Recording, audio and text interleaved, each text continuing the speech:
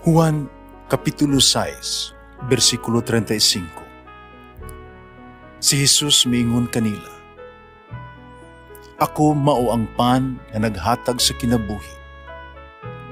Ang muari kanako, dili nagayod gutumon, ug ang mutuo kanako, dili nagayod uhawon.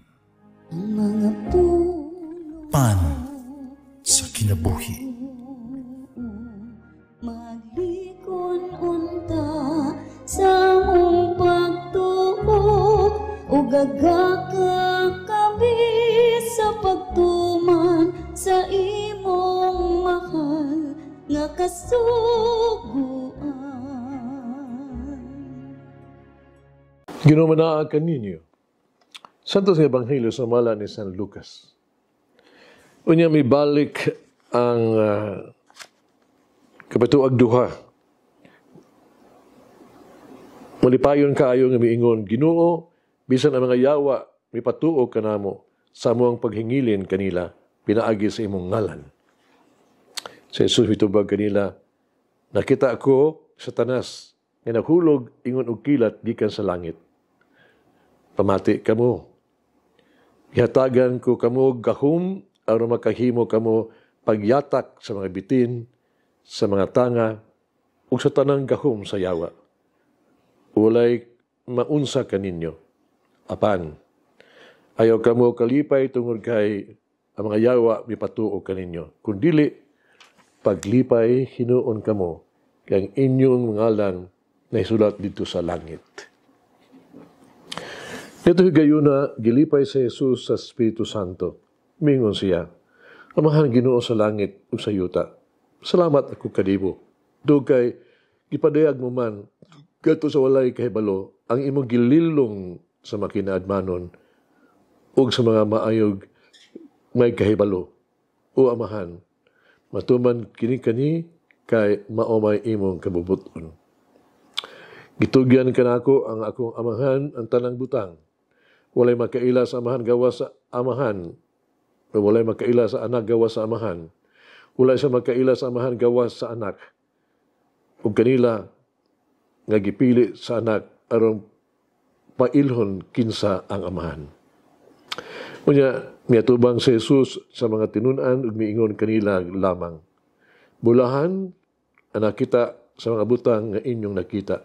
Sultihan ko kamo kadagha mga propeta o mga hari na buot mutanaw sa inyong nakita para wala makita o buot na mati sa inyong nadungog apan wala makabati. Ang Ebanghelyo sa Ginoo. Pasalamati ang Ginoo kay siya maayo ang iyang gugma mulungtad hangtod sa kahangturan.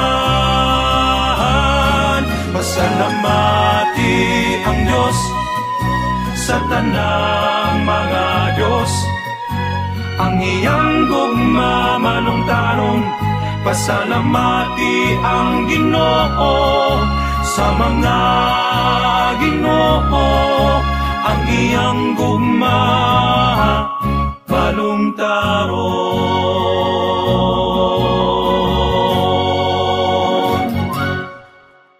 Ang mga theologians, no? Ang mga mistiko, mga matutudlo spiritual teachers sa spiritual life, o mga santo sa tibuok kalibutan from eternity, no? Tarang panahon na nagkahiusa sa kabutang, nakita yun, wala makaila sa Diyos. O dili kita makatugkad sa diwa yun, mahitungod sa Ginoo. Si Tomas Aquinas, year 1225 to 1274, bantugang Katoliko na theologian, miingon misaysay, doon na kini pahayag sumala sa iyang libros Soma Theologica. Kung paninining kinabuhi ang ato ang mga hunahuna, hindi makasabot kung unsa ang Diyos, di asan kaugalingon. Bisan unsa nga pamaaging ato ang panghunahuna mahitungod kaniya, may usa ka paagi sa kapakyasan lamang sa pagsabot kaniya. Yung nga siya maogyod gayon. Sa pagbasa sa Ebanghelyo karong adlaw, ato madungog sa Jesus nga namulong sa usa ka pahayag nga nagsugod sama sa ingon una nga wala makaila, no? Pag matuog nga wala makaila kinsa ang amahan. Sa pagsulti niini si Jesus hingpit nga nahiuyon sa tanang mga dagkong reliyoso nga hunahuna sa ilang hunahuna sa kasaysayan. Hinuon nagpadayon siya sa pagdugang og dunay kwalifikasyon sa ipagpahayag nga dili katuhuan o may importansya. Kidugang niya ang musunod nga kwalifikasyon, gawas sa anak o kang bisan kinsa nga gusto sa anak nga ipadayag siya ang amahan. Kini mga pulo nga nagbukas sa walay kinutuban nga panlantaw. Kinagpasabot ng Diyos dili na usa ka misteryo, enigma, usa ka blanco nga bungbong, no? Usa ka pultahan nga sirado. Si Jesus ang ato ang tubag sa misteryo. Ang pultahan sa bungbong, no? Ang Yahweh sa sirado nga pultahan. Pinaagi kaniya, kita nakaila na sa Dios. Kaya lamang ang napakita kung unsa kadako ang pribilehiyo o grasya, kita na himong Kristohanon. Kita nakaila sa Dios. Gikan Dios, no? Sa sulod sa Dios. Ingnon ta, dili ikatingala nga si Jesus diha-diha human sa iyang dakong deklarasyon, milingi sa iyang mga tinunag miingon, uy bulahan ang inyong mga mata, kinakita sila, ang inyong mga dunggang kinakadungog man sila. Ning adlaw asagi sa ulog simbahan ang kapistahan ni San Faustina Kowalski, the Secretary of Divine Mercy. Niadtong tuig 1905, na pagkahimogso niya nataw siya sa usa ka kapus nga banay. Niadtong 1928, misulod siya sa Congregation of Sisters of Lady of Mercy sa Poland. Kay siya adunay tulo lamang ka tuig nga edukasyon, no? Grade 3 lang siya. Ang iyang pagserbisyo sa kumbento, limitado lamang sa pinakaubos gyud kabuluhaton sa mas kusina, sa tanaman. Sa ingon, magbalantay sama sa portira, no? Sa pultahan. Netong Pebrero 22, 1931, si Jesus nagpakita kaniya. Mihatag kaniya talagsaong mensahe alang sa tanang katawhan. Sultihan siya niya kita, siya ginagpadayag ni Faustina. Sa kahilo mitutok po pa niya, ako pag-ayo sa Ginoo. Ako ang kalag, mibati o kahadlok, apan usab, dunay grabe nga kalipay. So na madugay si Jesus mingon kanako, pagdibuho o usa kalarawan, sumala sa sumbanan nga akong makita, nga imong makita, uban sa inscription.